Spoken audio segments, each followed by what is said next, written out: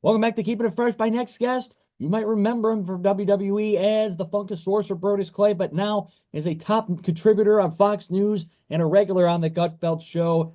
It's the one and the only Tyrus. So let's get started. So first off, tell me about your wrestling career in the National Wrestling Alliance, WWE, and becoming a world champion. Well, my wrestling career in the WWE was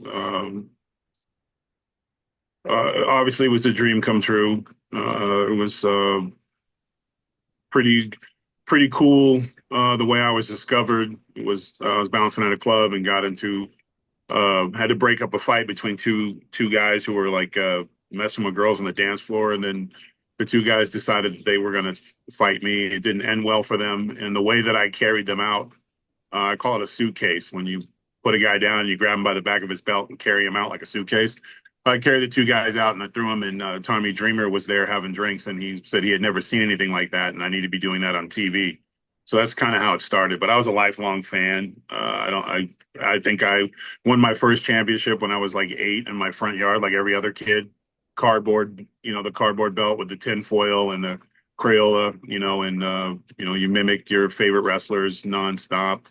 So for me, it was always something that I didn't think would ever really materialize, but it just kind of happened, and I took to it, and I exceeded expectations. And then I got kind of stuck in the thing with the WWE where they didn't really know what to do with me, and I got frustrated and decided to bet on myself. And when the opportunity came, and I was at TNA, and probably would have captured the championship. I was right in the mix with Matt Hardy and EC3 and Drew McIntyre, but Impact went through some tough times, and they had to make some scale some things back. But I'm excited and happy that TNA is now thriving. And then, of course, Billy Corgan, when he bought NWA, and when he gave me a call and said there was an opportunity for me, I was like, sure, why not? It was coming off the pandemic. I didn't know how much I had left in me because it was such a long layoff during the pandemic, but it was a gradual process, and things get grew, and it was just awesome working for somebody who was like, it, wrestling, as we know, is simulated combat, but a lot of times a wrestler's success can be pushed, as we like to say, or slowed down based on, the writer or the booker. And Billy's kind of philosophy is, if you're hot, you're hot, and he's not going to slow a guy down for a guy that he likes. You know what I mean? You know what I'm saying? And we had a great relationship, but he was a straightforward, honest guy. He didn't know what the direction was going to be. We'll see how it goes. And then one day he called me and goes, "You're my top guy," and captured that championship, and that was pretty cool. Before that, the World Television Championship was what my goal was, and I had a great feud with Pope, and to be able to hold the same belt that my favorite guys, Arn Anderson and Dusty Rhodes, Mr. Wonderful Paul Orndorff held, it was pretty cool. And I thought I would be satisfied with that because most of my career I kind of like being a guy who was really popular who didn't need the belt. And you always say that until you become a champion. And then it was my goal to put NWA on the map, and I was able to do a Super Bowl commercial as the NWA World Heavyweight Championship. And I think that at that moment probably was one of the greatest moments of my career. Wow, that's fantastic. Wow, wow. Just so much goes into it. Wow. So from your wrestling career, what made you make the transition from going from wrestling into television, more particularly into or going to Fox News and being a Well, contributor for them? Fox News and being a contributor was never really the plan. Um, just sometimes doors open up in life, and you just got to kind of walk through them. My plan when I got released from the WWE was to work and get my butt back to the WWE. I always wanted to do movies, and particularly I wanted to do comedies and stuff. And so with Impact, and to be frankly honest, it's not the same money when you're not in the WWE. And when you got kids and a limited schedule, you got to travel all over the world, and it's a lot. And you're trying to get that one movie that kind of starts the thing. And I had a lot of things, moving parts going, and started doing some acting stuff, and started getting auditions. And next thing you know, everything's going well, and I get a call. Actually, got a tweet from Greg Gutfeld asking if I wanted to do a show, and I was like, okay. I wasn't really sure how I was going to go or what, but it was a comedy show, so I figured why not. I didn't think it was going to be a big deal. Honestly, thought it was just going to be like a one-off thing. And we just kind of hit it off, and they had such a strong reaction from the first time I was on the show, and they kept asking me to come back, and I did it. And it wasn't until I usually kept it pretty light and did kind of pop culture questions. I didn't do anything really political. I didn't.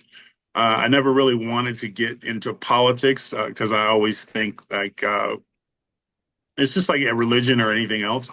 You have fans who are political, you have fans who are not political, and you want to be able to entertain everybody. You don't want to be, linked into a group. And unfortunately, or fortunately, depending on how you look at it, we became very divisive as a country during this time. And when Fox offered me a paid contributorship, I thought it was a great idea. I was a little nervous about, rumors I was hearing about acting and not being allowed to, and I was, Hollywood's going to say no. WWE will be like, you can't come back because you work at Fox. So there was things out there I was hearing, but I was like, it can't really be that bad. It can't really be like that. And for a short time, for a few years, long years, it was like that. It was a lot of backlash for being on Fox. And then I'm kind of one of those guys to where if doors are slammed in my face, uh, and opportunities are taken away from me, I've always believed that I can create it.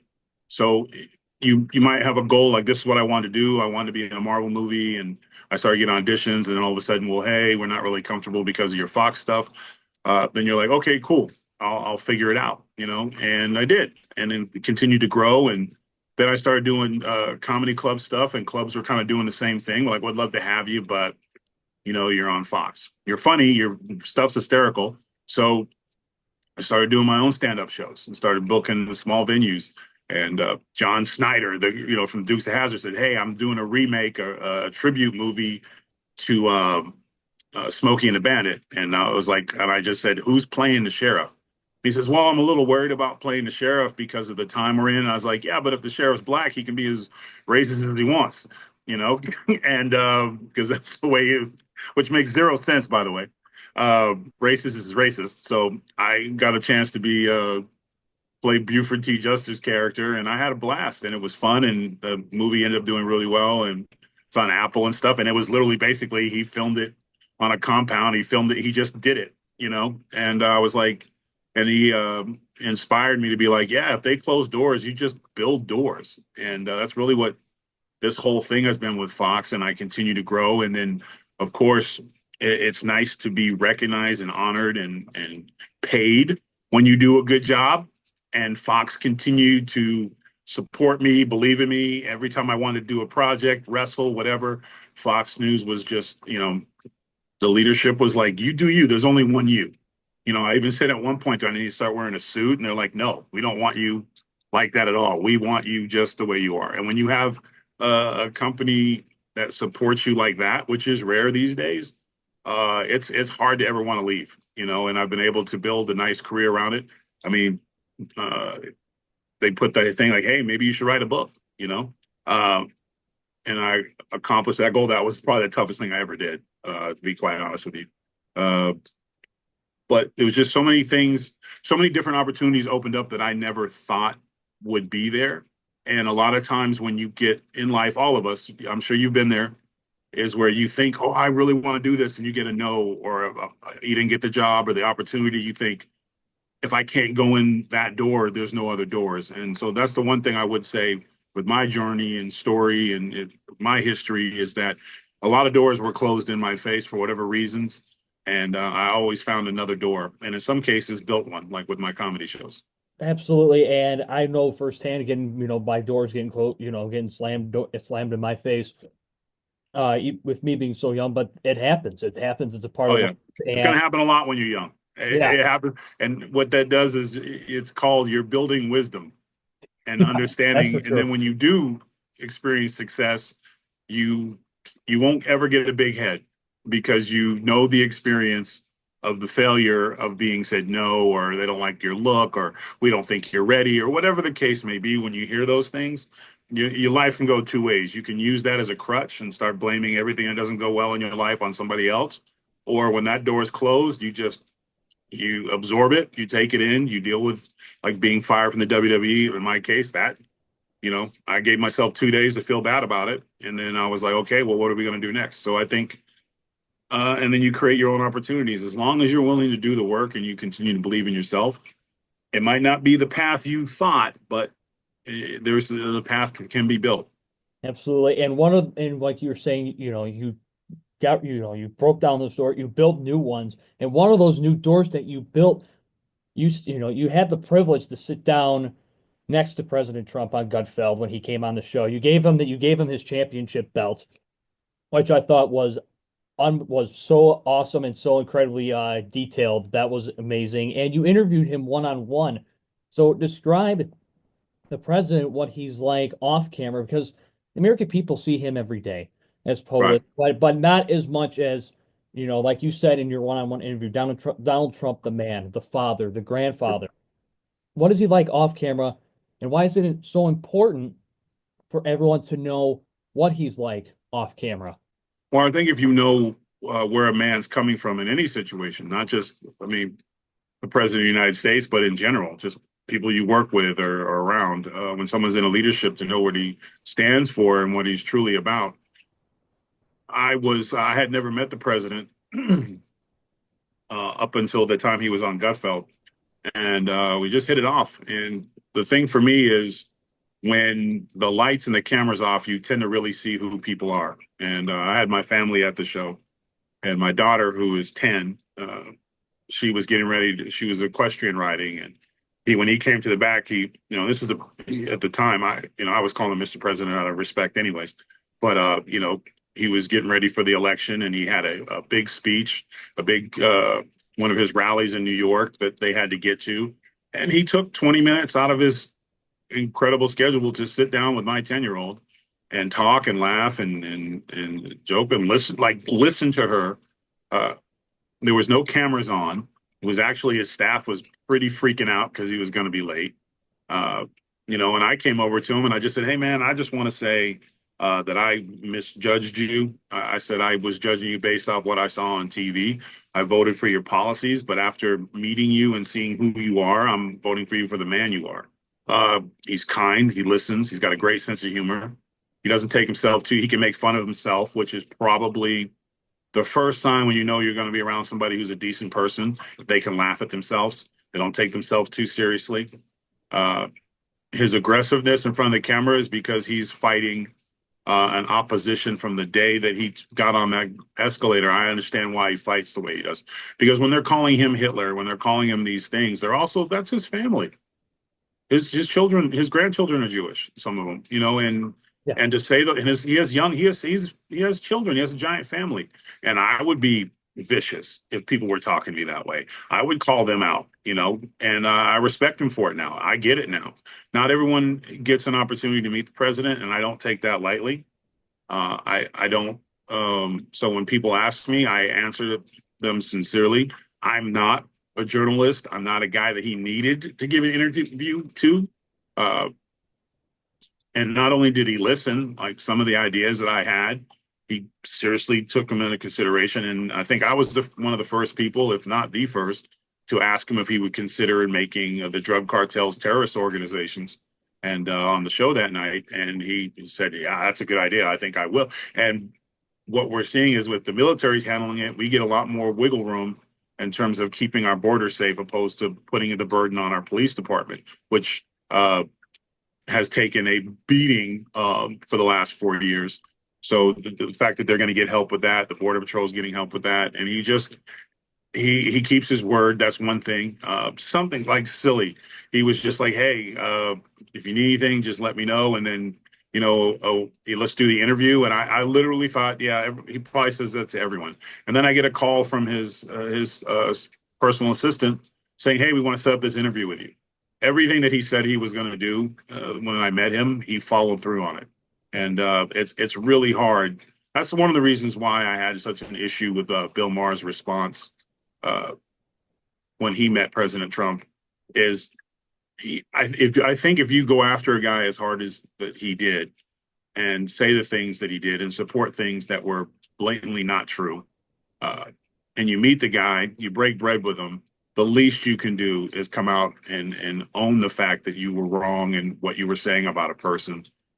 You don't have to be best friends. You don't have to go play golf together, but you can say man to man, like I think I took things too far. And instead, he just kind of split the hairs, and I was just like, it just I when you meet someone sincerely and you see who they are, you've been in opposition to them, because I was in opposition to Trump.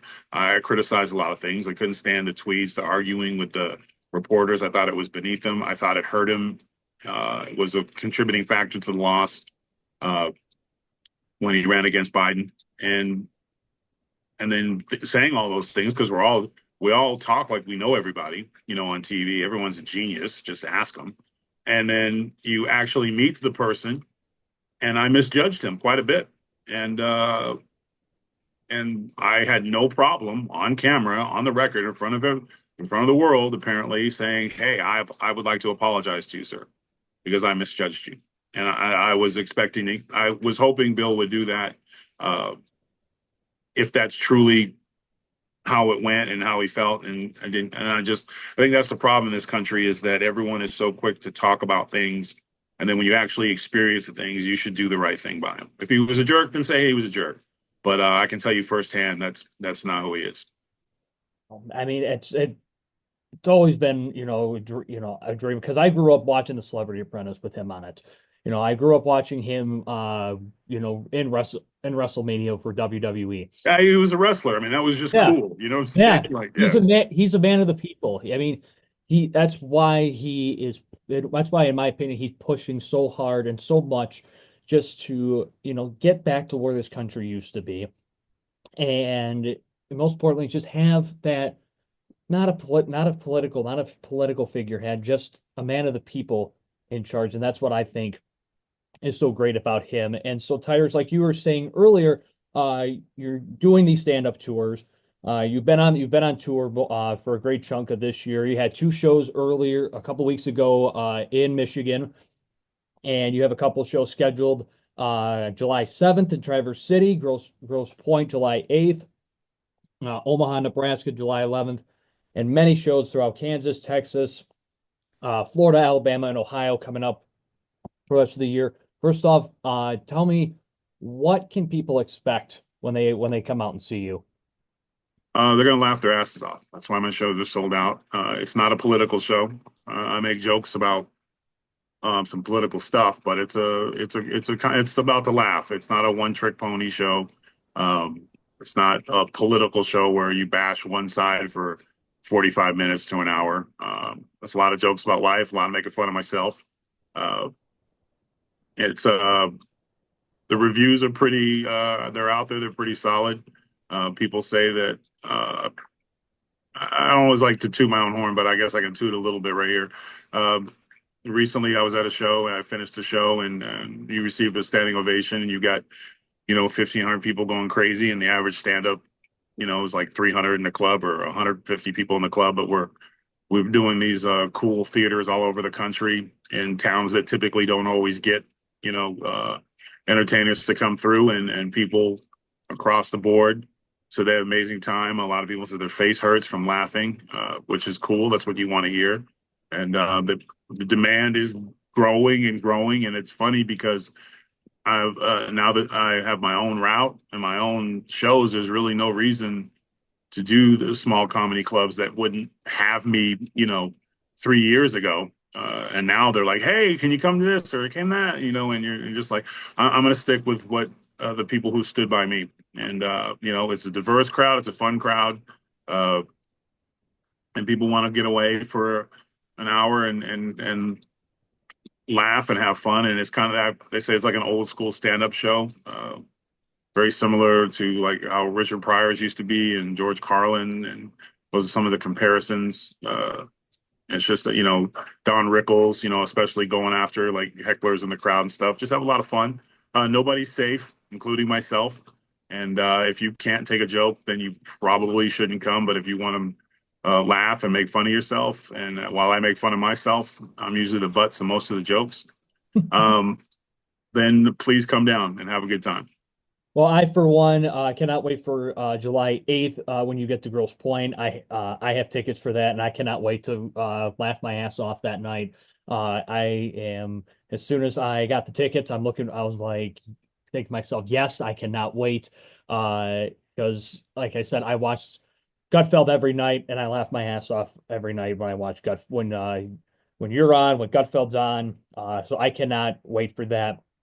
And you could go get tickets to Tyrus to show the what it is comedy tour Yep. on Linktree. And before we wrap this up, Tyrus, um, your time, like you were talking about earlier, your time on Gutfeld, you and Greg hit it off, like you said, pretty much instantaneously. And now you're on pretty much every night when you're not on the road, or something is going on with your kids, or your kids have an event. Just what is the atmosphere like most days on the Greg Gutfeld show every night with you, Gutfeld, whoever he has? I know you guys had Piers Morgan on the other night, about a week ago. Just overall, just the guests and you guys in general. Well, I guess the best word for it is spontaneous. I don't have much interaction with them during the day, so when we see each other, it's pretty fresh, and no one knows really. I mean, I got a good idea what Gray's going to say, but no one ever knows where I'm coming. I'm the loose cannon, and sometimes I'll say things just to be the guy with a different opinion in the room. Uh, with Kat being out on maternity leave, and Greg was out on maternity leave. There was, which is funny to me. Just guys on maternity leave is funny.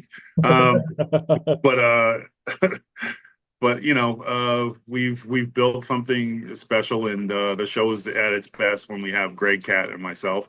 It's a very unique group, Three Stoogerish maybe, uh, and it's a lot of fun. And I think at times nobody really steps on anybody's feet in terms of some nights we'll agree, some nights we won't agree. Some nights somebody talks longer, some nights, it's just one of those things where you just go out there and kind of feel it. Like we like to say in wrestling, you call it out there, kid, which is great for me, improvisation. And I'm the anchor of the show, so I very rarely go first on anything. So I could have a great thought or a great idea. Chances are the four people on the panel, that Greg and the three guests, before it gets to me, they're going to say that idea. So my job is to be ready, think outside the box, and come with a different perspective every night. And I think I do a really good job of that.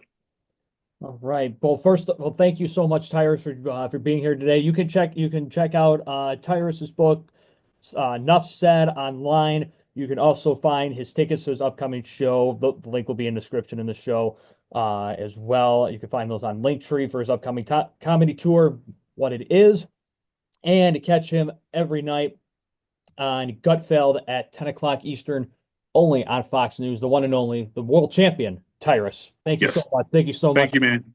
Thank Have you a great, so much. hey, have a great Easter. Wow, what a great show. Just hearing how Tyrus went from the WWE to being a guest on Gutfeld and hitting it off with Greg, then transforming, transitioning careers, being a full-time contributor on Fox, on the Gutfeld Show, and of course writing his books and his comedy tour. You can catch him on the what it is stand-up comedy tour.